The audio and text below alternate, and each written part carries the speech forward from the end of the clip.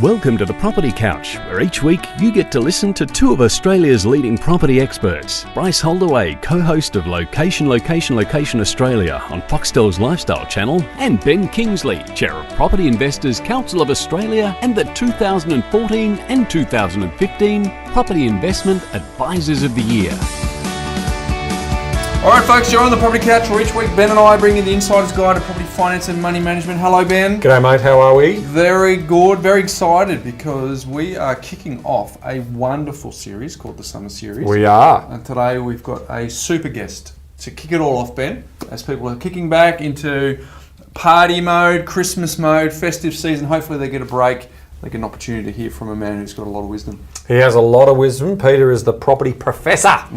He's been educating people and getting PhDs in the whole property space for a long time, working in universities and TAFEs and educating people around property. Now, he's been on the podcast a number of times, Ben. I always enjoy it when he comes into the studio and has a chat to us. So let's have a little chat with Peter, the property professor Koulizos.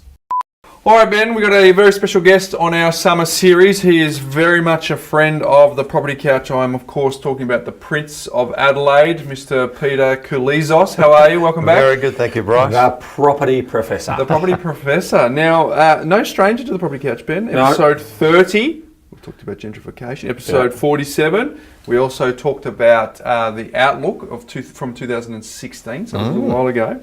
And also some of your findings on gentrification. But the main thing that's changed since you were here last time, Pete, is you bumped my old mate off here at the chair of Pippa, and now you have taken it over, and from all reports you're doing a wonderful job. How's that going? Far better job than the predecessor. No, not at all. No, we're kicking some good goals at Pippa, moving on and doing some good things so far as the QPIA is concerned.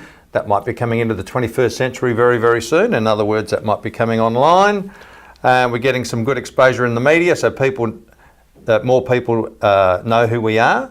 So, yeah, I'm very happy with it. And I'm following on from the excellent work of Ben and Margaret. Yes. They've set the bar right up here. Foundations were okay. They were particularly good. Well, from what I can see, Peter's just taken it to another level. level. Is that right? Just another level. Transformational is a word that comes to mind. Transformational. Of course, I'm only serious. But hey, I called you the Prince of Adelaide because you're Adelaide born. You have built a portfolio in Adelaide. Now, Adelaide's been doing really well. Of late. Now, when you first came on, it was a bit of an exercise to invite the listeners to consider Adelaide, whereas now, lots of savvy people have bought in that particular city and done pretty well. What do you put that down to? Well, it's just the stage in the property cycle. So property cycles are different in every city and state. Sydney and Melbourne have had their time in the sun, and Hobart has just finished their time in the sun, so they're still growing, but at a slower rate. And in my opinion, it's time for Adelaide and Brisbane. And if you're in for the long haul, probably time for Perth as well. You'd like to hear that, wouldn't you, Bryce? Being a boy from Perth. I would like to hear that. You mean you're bringing them into the 19th century? I mean, sorry, what century? Mate, that's right. They've got dial-up internet over there now, mate. So can you go shopping on a Sunday yet? Well, we can't be too critical. And they run mines from, 3,000 kilometres away. That's pretty clever. And a pretty good football team just recently. Well, one good football team and one shocker. Well, that was unprovoked attack, I would have thought. But hey, in terms of if someone was listening to this podcast and they haven't listened to episode 30 or 47, one, they should go and listen to it. But two, what would your pitch be to people who have a neutral or below average view of Adelaide because it's sort of out of sight, out of mind? What would you say to those people to open their mind and understand the city of Adelaide better? Well, firstly, you need to be unemotional. So if you're going to buy an investment property, you may not want to live in Adelaide, but if you're looking at making money in the next 5 to 10 years, then I think Adelaide needs some serious consideration. But I'm not saying that every house and every street in Adelaide's going to do well. When you're doing your research, you need to do a top-down approach. You need to pick the right city, then the right suburb, then the right street or precinct, and then you can go down to the right type of house and the right size land and so on. But generally speaking, I would certainly have a serious look at Adelaide. We're kicking some big goals. I mean, so far as the eastern states are concerned, they may not be big goals, but so far as Adelaide's concerned, they are. Like the amount of infrastructure going in particular road is just phenomenal. Already we have the largest biomedical precinct in the Southern Hemisphere with the new Royal Adelaide Hospital, Adelaide University Medical School, University of South Australia Medical School, South Australia Medical Research and Health Institute, and now they're building a second South Australian Medical Research Health Institute building.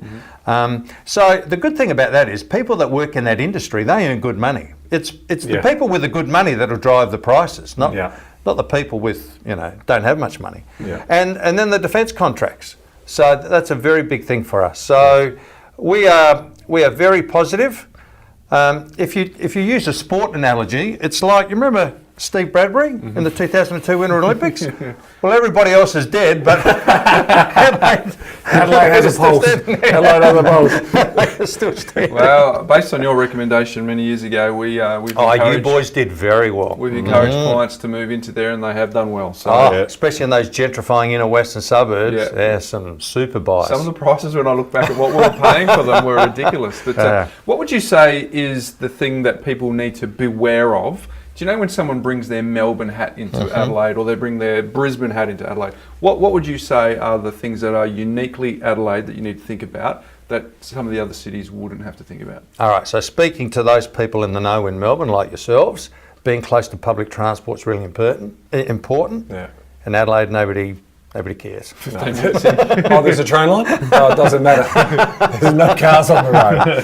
So what do I need a train if I can drive? Right. Oh my God, I can get a park out of the front of the building. Yeah, your description is, if you can't find a park, just go around the block once. You're all right on the second one. Because that's unusual. Like that's what one in a decade experience where you can't get a park. Do you think that that's something so well and truly true, right? But do you think that that's something, as your city is expecting, another 500,000 people over the next 20 years? Do you think that would be something that you'd still want to keep an eye on, even though it's not a driver? Yeah. Look, I've been studying real estate for a while now, and when I first studied real estate, being close to a train station in Brisbane wasn't that important, but it is now because it is growing.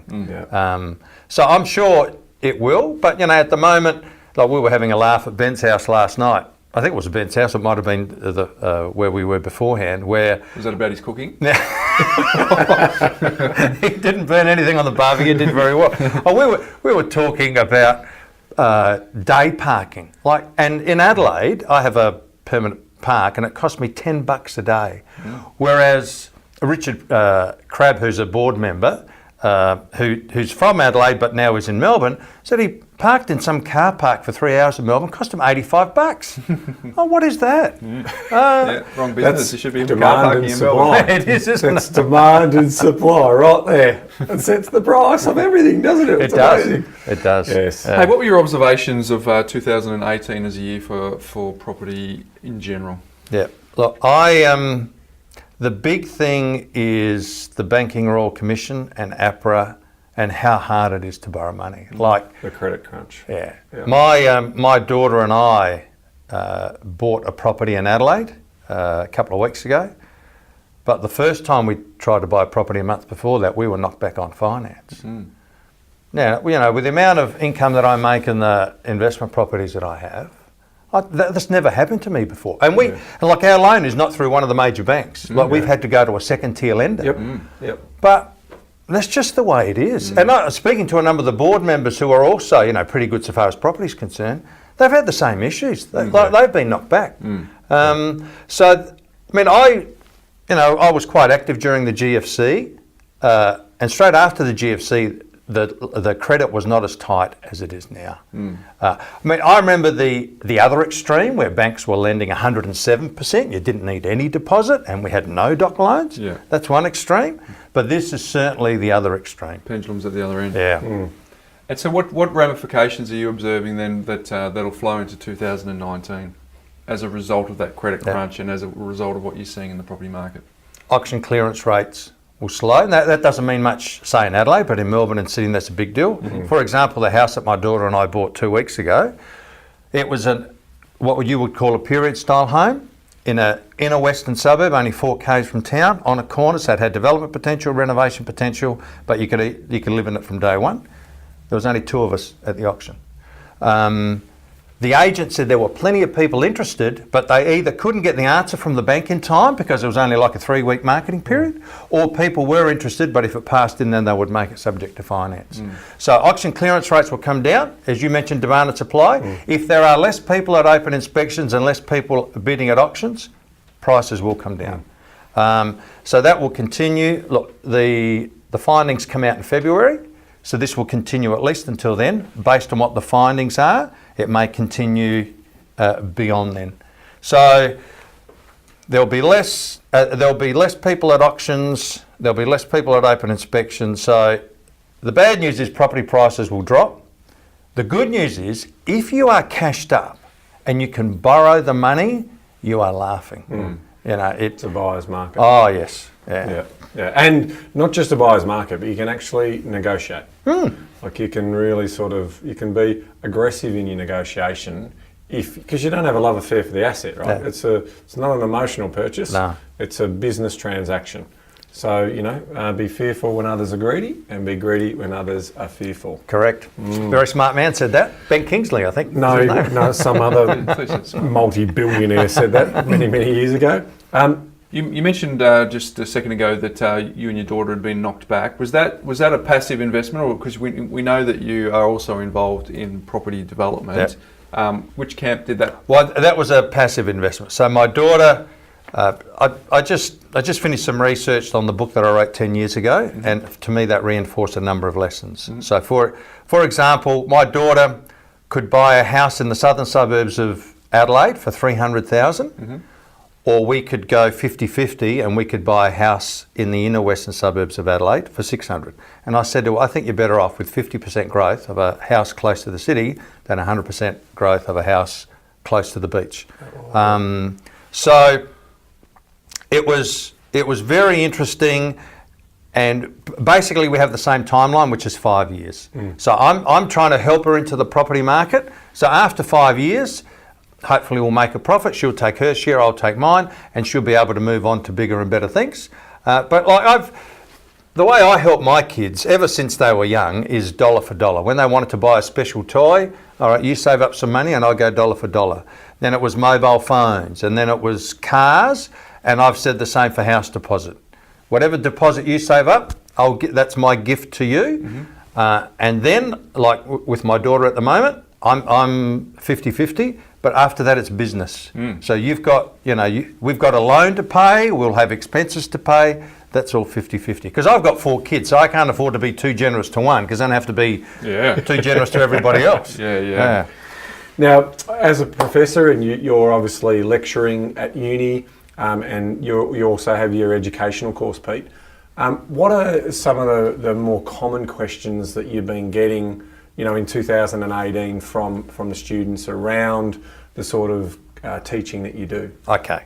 Well, we started off with some bad news before, how property prices are going to drop and there's less people at auctions. Well, let me give you 2 signs that the Adelaide market is picking up. One, years ago we used to run weekend courses at TAFE, but they stopped because they weren't popular, and they've just started again this semester. And 2 weeks ago we had a property seminar. 118 people turned up, face to face. That's a sign. I haven't seen that since the GFC. So the questions they're asking me are the typical ones. Where should I buy? So there's a lot of interest. But what the poor things don't understand yet is you can have all the confidence in the world about buying and you're ready till you go to the bank to borrow the money. But what I see is there's people knocking at the bank door and the bank saying going away. More people knocking at the bank door, and this demand will build up.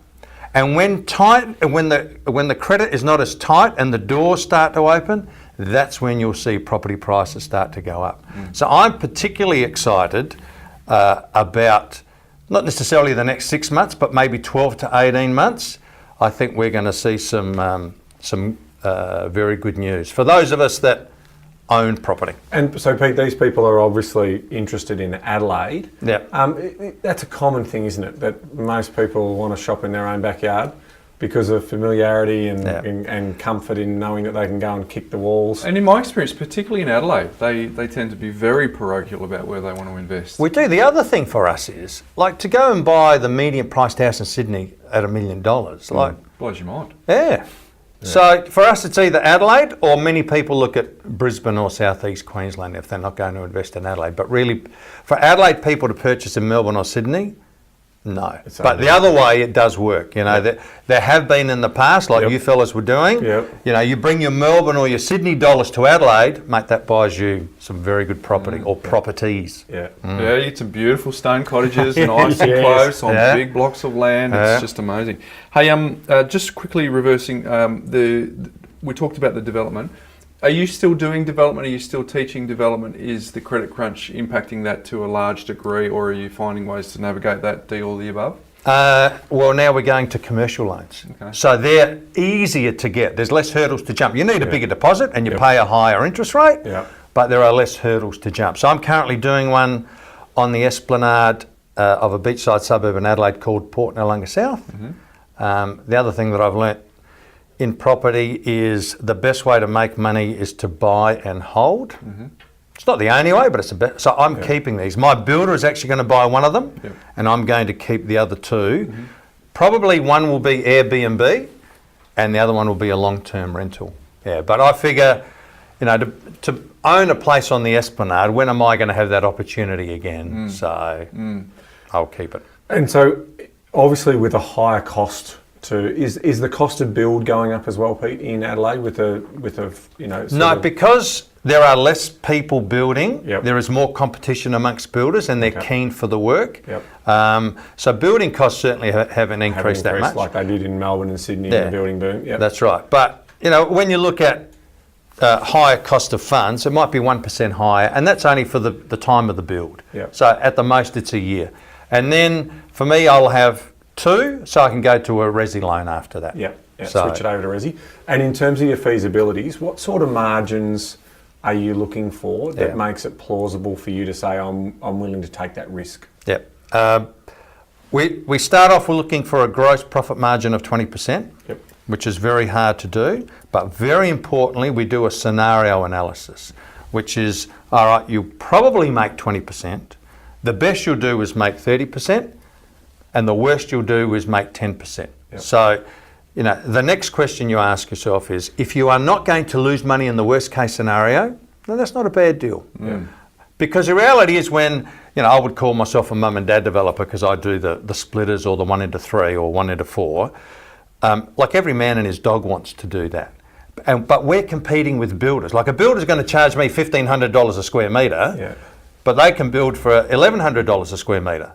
So in the end, the price is the same, what it's worth. So they can pay more for the land than I can. So it's finding those deals, and you can, and it's really about understanding what we call in Adelaide the development plan, and every state has a plan, they just call it something different.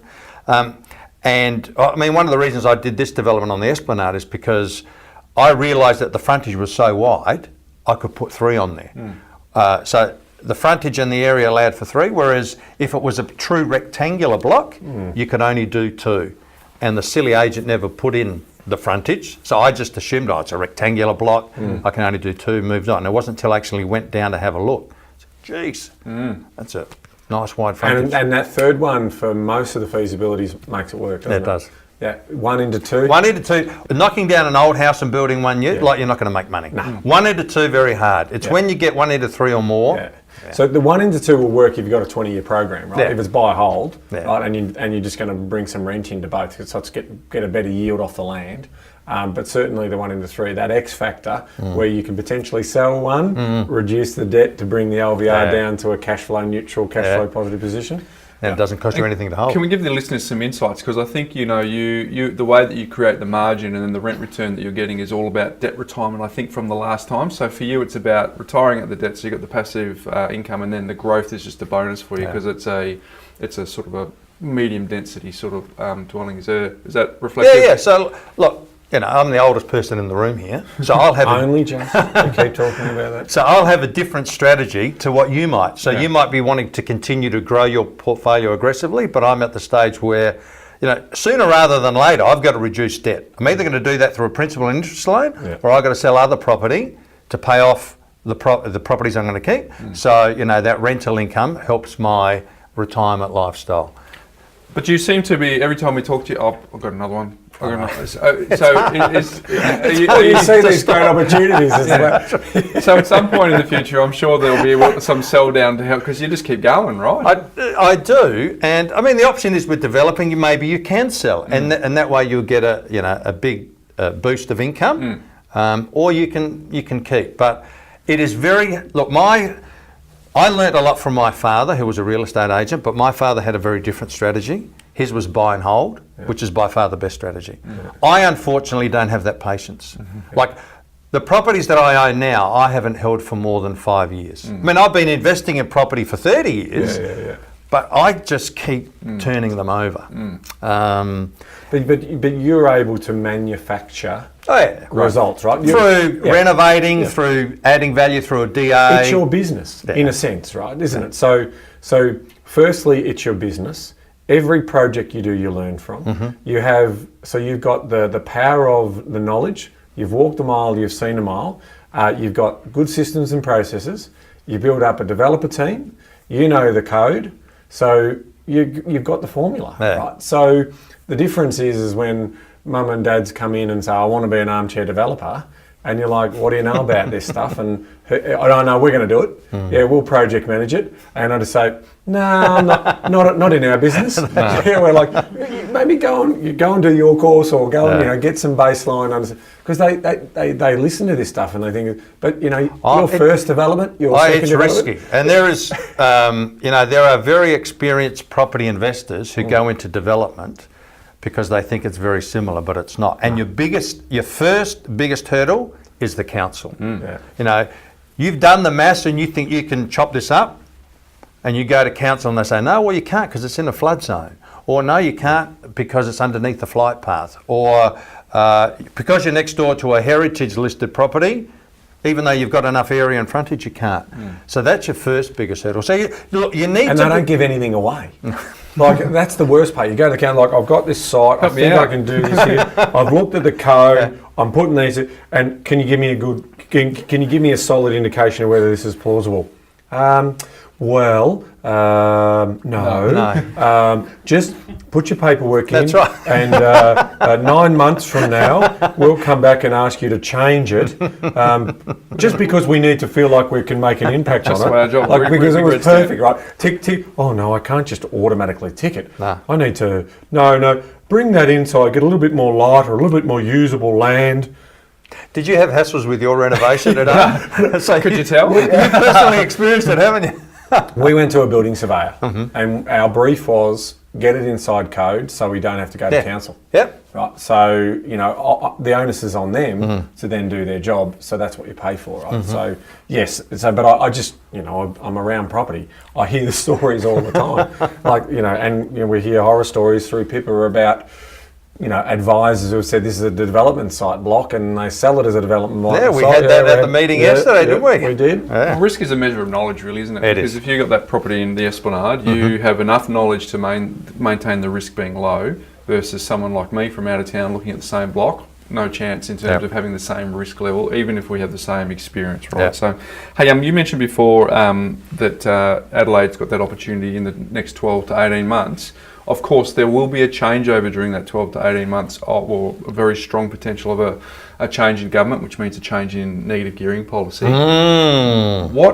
What is your planning? What is your thought process? What are you advising the people who are seeing you as a mentor and taking on your leadership? How are you getting them to plan for what changes may come up as a result of the next election? Right, so for the next 6 months, I'm just focused on trying to change the Labor Party's stance on it. Yes. Mindset. Yeah, so I have written an article which will appear in the Pippa Advisor, which is the magazine that goes out to our members, to illustrate that if you only provide incentives for new property.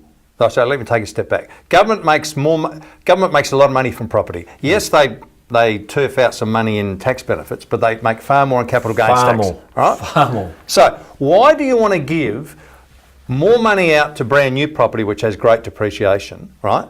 So depreciation is code for losing value. And in the end, they won't grow as much, so you get less capital gains tax revenue. Like, why would you're just shooting yourself in the foot? And in a way they say, for example, I was reading on the Labor Party's website, this several billions of dollars that we spend in tax benefits would be better off in health and education and so on. Yes, but what about the tens of billions that you make in capital gains tax? If you discourage people from buying property, then you're going to earn less capital gains tax, because number one, they're going to be incentivised to buy brand new property, which has less capital gain, and there'll be less people interested in buying property because new property is only 2% of the market. It is very hard to manipulate a market by just fiddling around with 2%. Even if you increased that 2% by 50%, that's 3%. But you can't build 50% more houses. Where are the... You try to get labourers to come and do your renovation, didn't you? Did they turn up every day that they said they were going to turn up? No. You try and get a tradie now. Imagine what it's like if we want them to build 50% more houses. So look, I'm just trying in an educated and informed way to show to policymakers and also show to the general public that these strategies are not going to work, number one, and number two, they're going to have a severe negative impact on the property market and the economy. Look, I would never encourage people to buy brand new property for capital growth. So one thing I did see on the Labor Party's website was, this is what we're going to introduce at a yet to be determined date. So it's not going to happen straight away. So just because, and they'll probably get in next year, but just because they get in, it doesn't mean that it's going to happen straight away. So we still have time as an organisation, Picker as well, as property investors, we still have time to point out there are better ways to encourage, for example, first home buyers into the market than discouraging investors. Because what that's going to do is that's going to drop prices for everybody. Whether you own the place outright, whether you're paying it off, or whether you are an investor, everybody's property prices come down. Nobody benefits from that. And the tenants pay more. Yeah. Like affordability, rental affordability is going to be problematic. They think it's not because they think all these people are going to rush in and buy all these new properties. They're not. We're not going to buy them. The days of, my trends for the next 5 years, the days of investment stock being sold to mum and dads, they're getting wiser. They are definitely getting wiser. So the developers won't be able to sell their 60 plus apartment, medium and high density stuff because everyone's going to go, why am I buying this? I'm not getting the growth anymore. That's right. Okay, I get the tax deduction, but wait a minute, I'm running a business at a loss and the business remains losing money, keeps losing money. That's terrific. The banks won't have the appetite to lend to the developers to get it out of the ground either. So it just becomes self-perpetuating. And because the final bit of that education piece is, right, they make $1, they lose 40 cents. Right? So that they get to gain that 40 cents back, right? You lost $1. You fools. You lost $1. How about putting $1 in and making some money on that dollar? So I mean, we'll win the war. Ultimately, we'll win the war. Whether Labor get back in, because precedence has been set, they've dropped it, right? So I think the tail between the legs may happen because they'll be sitting there scratching their head going, why is the economy slowing? Why are things not going well for us? Why are tenants screaming at us because their rents have gone up by 10%? Why isn't the construction industry booming? It was a policy designed to take the heat out of the market 2 years ago, and the market has already done that through an APRA handbrake. So it's unnecessary policy. Right. And the other thing is, they think, to make housing more affordable is code for bring price down. All right, so let's say, median house price in Adelaide is around 500, right? So a first home buyer with the stamp duty as well needs $50,000 deposit. So let's say that drops down to $450,000 median price. So the first home buyer needs $45,000 deposit. The first home buyer doesn't even have $5,000 deposit, let alone 40.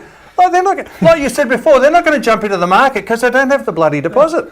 But the neighbour next door who worked bloody hard to save his deposits just been lost on 50 grand. So he's filthy. But also make no mistake, the timing of the market, it was opportunistic. Right? Every party, Labor, Liberal, Greens, whatever, They are always looking for revenue, right?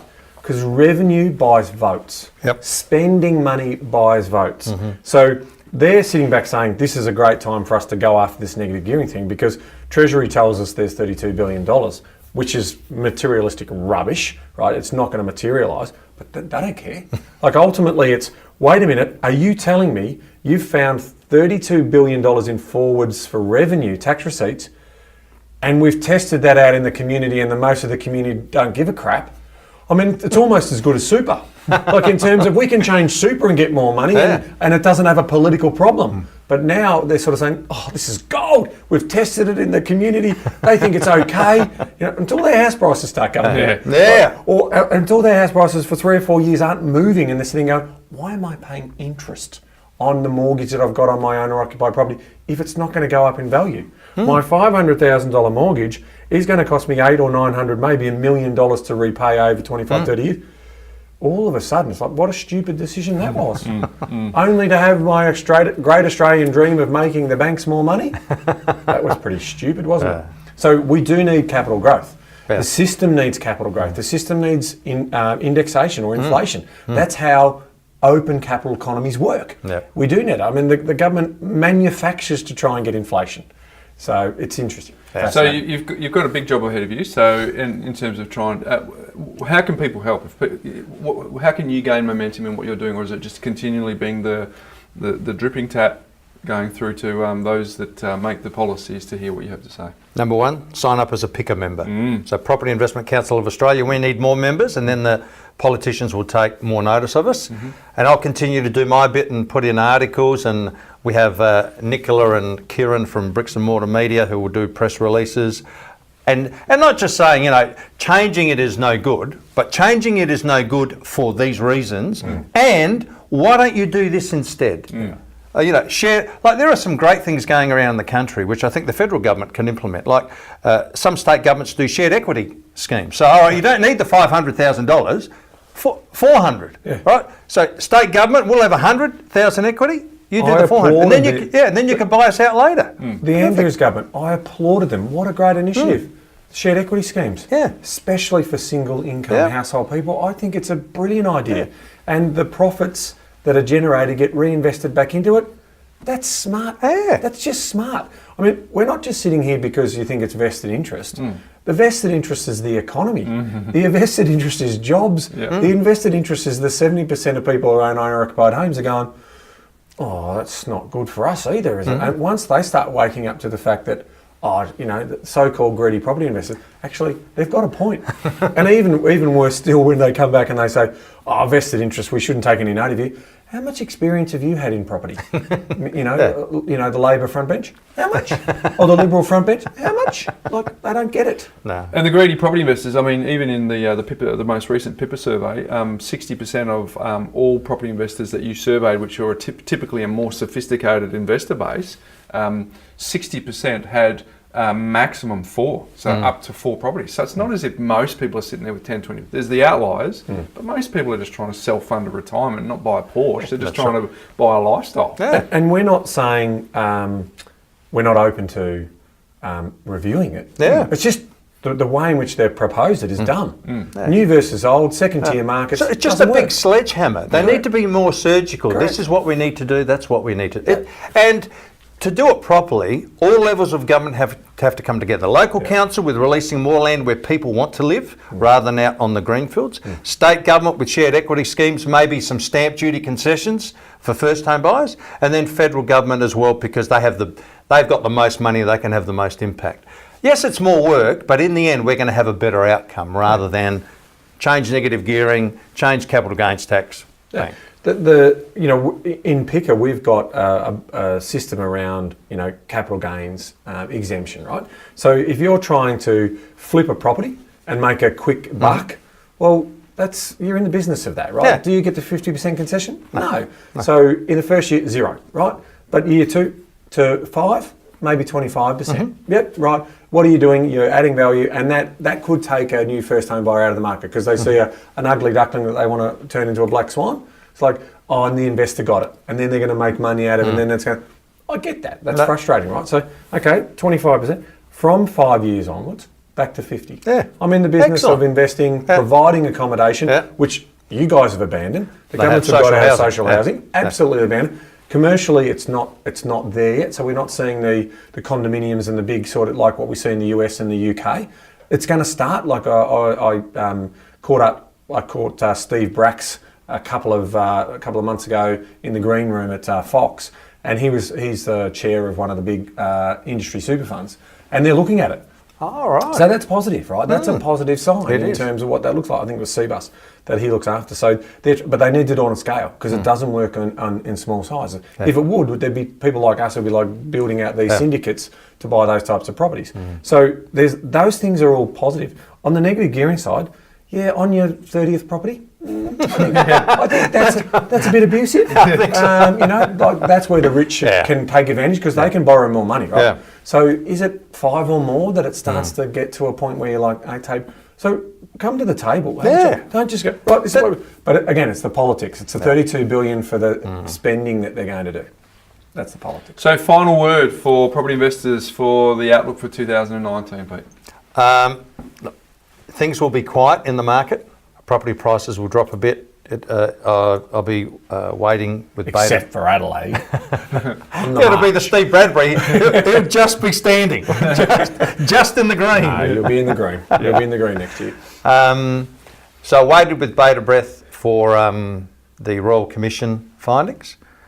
But going back to this negative gearing thing, if they're going to bring it in, and they'll have a date, all right? There's going to be a little feeding frenzy leading up to that date with people buying established property because it still qualifies. And it'll be a little bit like the GST on the 1st of July 2000, the property market and the economy stop. Then the government had to bring stimulus in, which was first home buyer grants, and then they had to double it, and for a little period they had to triple it if they were building new. So I can see something similar happening. So look, get all your ducks in order so far as finance is concerned, and when your mortgage broker asks for particular documentation, make sure you get it to them in a very timely manner. Save as much money as you can because things will change. Credit will not be this tight forever. So there will be buying opportunities. So certainly do your research now. Great time to do your research. And what's a classic saying you say? Keep your powder dry. That's yours, isn't Just it? keep your powder dry. Keep your powder and just wait. Because one of the things, Pete, I mean, we probably 3 or 4 weeks ago, the Labor Party did say that it's going to be 1st of July 2019.